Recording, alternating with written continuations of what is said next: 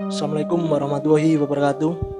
Pada video kali ini saya akan menceritakan sebuah kisah horor dari teman saya di salah satu kampus di Kota Malang. Jadi kalau video-video sebelumnya kita membahas tentang video pembelajaran, kali ini kita sharing-sharing bareng, santai-santai bareng.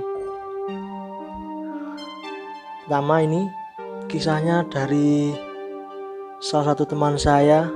Dia gak mau menyebutkan, maunya disamarkan saja. Jadi inisialnya E itu melakukan program KKN di kampus pada tahun 2019. Ini KKN-nya itu di Kabupaten Malang, tepatnya di Malang Selatan, di salah satu desa S. Ya, ini diceritakan di sini satu kelompok ini terdiri dari kurang lebih 40 orang. Kebetulan di desanya ini antar dusun berjauhan. Jadi ada 40 itu disebar dari beberapa dusun. Yang mana satu dusun hanya ditempati satu kelompok yang terdiri dari 12 orang. Kebetulan di kelompoknya ini ada cowoknya 4 dan ceweknya ada 8 dan menginap di posko yang berbeda. Jaraknya lumayan lah, sekitar 200 meteran. Langsung kita masuk ke ceritanya. Yakni pada pengalaman pertamanya ini saat dia mengalami datang bulan. Dia ceritanya ini ditinggal sendirian di rumah kosong yang nantinya calon bosku cewek, karena yang lain masih dijemput ke balai desa gantian karena kendaraannya terbatas. Dari kampus juga kami di dropnya di balai desa, bukan diantar di posko. Jadi di dropnya itu di balai desa, tidak langsung ke poskonya.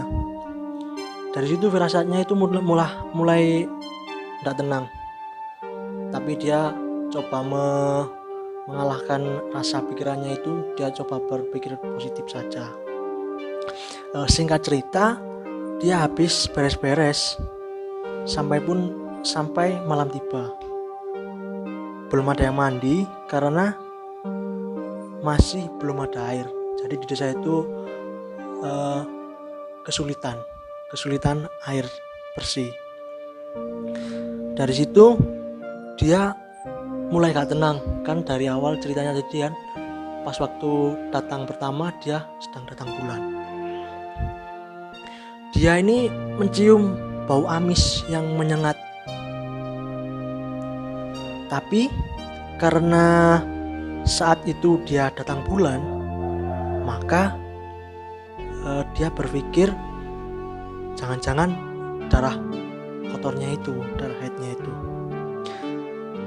Oleh karena itu dia minta tolong numpang di salah satu WC di tetangganya, karena tadi kan airnya habis. Ternyata saat dia melihat itu, ternyata sudah tidak haid. Jadi dia mulai panik. Bau apa tadi yang menyengat? Bau amis apa tadi?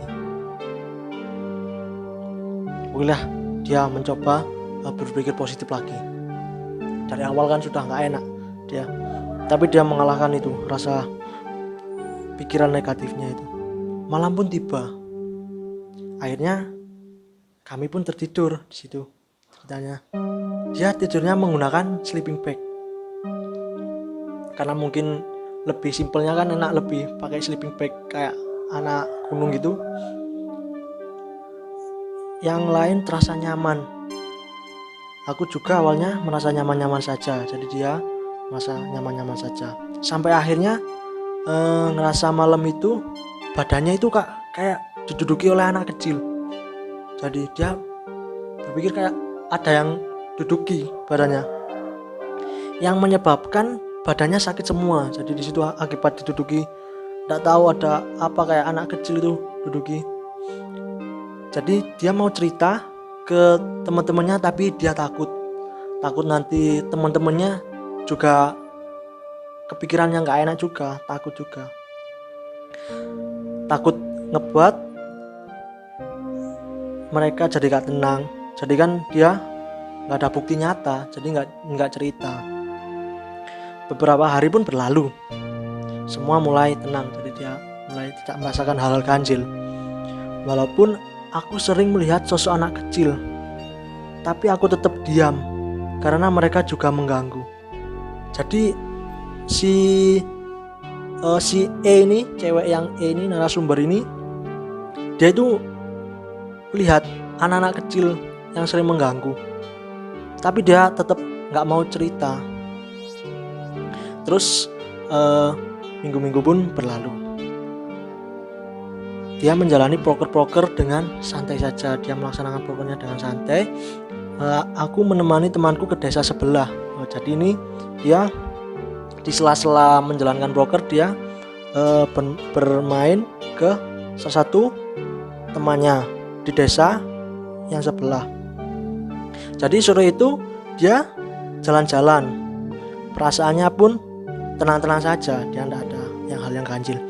Singkatnya, setelah sampai ke posko tujuan, berada di pinggir jalan raya. Jadi ini posko yang temannya ada di pinggir jalan raya. Ada beberapa teman kelasku lewat, jadi dia ada teman kelasnya lewat. Akhirnya berbincanglah kami, seolah kangen, karena kan memang biasa kumpul di kampus, terus kita menjalankan KKN, jadi dipisah-pisah. Jadi ini kangen ketemu teman-temannya. Akhirnya digambarkan aku dari desa A melewati desa B, dan posko yang sekarang kami singgahi ini di desa C. Jadi habis ke desa A, ke B, lalu ke desa C. Yang mana kalau kami mau kembali ke posko asal melewati desa B lagi. Jadi kalau mau kembali ke posko A, dia melewati desa B. Nah, aku sama temanku sampai hampir maghrib di desa C. Jadi dia main sampai maghrib di sana. Tiba-tiba temanku di desa B nelpon, minta ditengokin juga. Ya udah, singkatnya aku ajak temanku buat ke desa B. Karena kami berdua gak tahu arah, aku minta kirimin lokasi. Jadi minta di share log si temennya yang ada di B. Jadi dia mau temu temennya di desa B, dia minta share log karena belum hafal daerahnya di situ. Akhirnya pun di share log sama yang temennya si B. Dia pun tenang-tenang saja mengikuti Google Map tadi, share logannya tadi. Dari arah map semakin menjauh dari desa C, bisa dibilang ke arah pantai. Ternyata selokan tadi itu dari desa C itu malah menuju ke pantai, bukan malah ke desa B. Jadi jauh, semakin menjauh. Tapi kami tetap dong ngikutin karena ada janji mau ke sana. Jadi dia tetap nerusin aja di situ, di mapnya situ. Singkatnya kami ke arah semakin gelap, karena tadi di desa C kan sudah maghrib, sudah petang.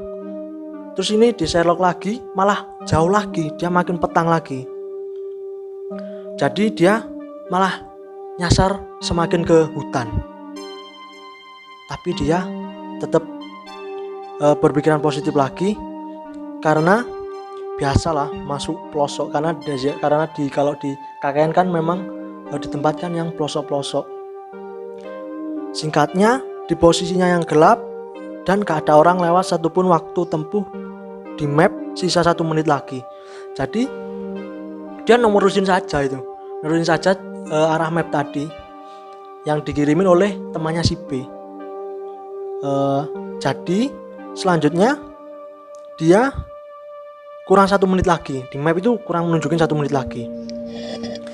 Selanjutnya bilang jadi ini bilang temennya bahwa tinggal 1 menit lagi kok, dijawabnya sama dia karena panik kan, kenapa kok si B ini telepon, mungkin kok lama kok gak datang. Akhirnya itu menjelaskan kurang 1 menit lagi nyampe. Belum 1 menit dia mulai, karena kurang 1 menit lagi dia mulai pelan-pelan. Gak seberapa lama, tepat di depan satu gubuk kayu kosong tanpa cahaya satupun. Suara dari aplikasi map bersuara, Anda telah sampai pada tujuan. Alangkah terkejutnya si E ini dapat Sherlock yang gak ada orang. Jadi dia tersasar di situ. Padahal Sherlocknya tadi dari si B dan ibaratnya dari kota di desa si C dan si B ini dekat. Ini jauh dan terus sampai di sana nggak ada orang. Terkejutnya si E ini dan temannya karena sudah mulai petang kan, sudah mulai gelap. Di situ dia mulai panik. Akhirnya dia mulai putar balik dan sambil nelpon, sambil doa-doa di situ. Mulai sambil doa-doa, sambil nelpon. Sepanjang jalan dia terus berdoa dan telepon terus. Akhirnya dia dipandu sama si B kan tadi, nyampe di desa B. Ternyata desa B ini deket sama desa A. Jadi ibaratnya si desa A tadi kan tempat poskonya si E tadi, ternyata deket dengan si B. Dari situ dia mulai menceritakan kejadiannya tadi, dan si B pun merasa gak mau disalahkan karena memang benar Sherlocknya sudah pas. Akhirnya habis cerita banyak di si poskonya si B, dia pun balik ke posko yang awal, di posko si A. Sampai di posko, dia pun cerita bahwa ke teman-temannya si A bahwa dia disasarkan di situ, di salah satu desa tersebut. Tapi teman-temannya tidak mau, gak percaya. Tapi ya dari sini, dari awal ke berkunjung ke desa, apalagi bukan desanya sendiri, itu harus paling tak salam. Terus tidak berlaku yang aneh-aneh, bicara nggak aneh-aneh. Jadi mungkin ceritanya sampai di sini. Ini adalah pengalaman dari teman saya tadi, si E, waktu di KKN.